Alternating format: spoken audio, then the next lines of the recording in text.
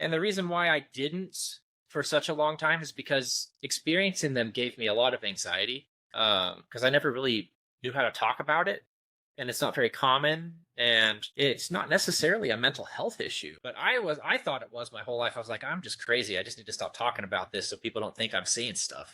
And but I started learning about synesthesia, and I came across some YouTube videos of people that have it and experience it like I do.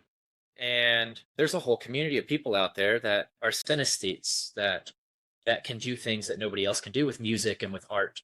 And I thought that was pretty cool. So I wanted to try my hand at it. I decided to start drawing them. So I'll put on one of my favorite songs and I'll draw what that song experience is to me visually. And a lot of the times it's a very complex optical pattern or illusion that comes out of it. And then of course through that experience I started learning what the names of these illusions are, because today psychology it's very hard to be original with optical, because I mean everyone's thought of every possible thing you can do to create an optical illusion, and that wasn't my goal with it. My goal was just to cope with and overcome my anxiety of this synesthesia that I've had all these years, and it worked. My anxiety for it is gone. I don't panic or freak out when I see plot patterns in optical art, because the opposite happens when I'm looking at one of those patterns.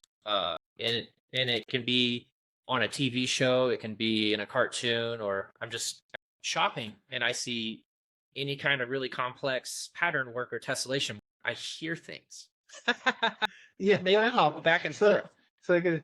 Wow, that's incredible. So And I wonder, when you're looking at an optical illusion or some kind of fractal, based image, can that work both ways in terms of like you seeing that as almost like sheet music? Can you look at an image and what it sounds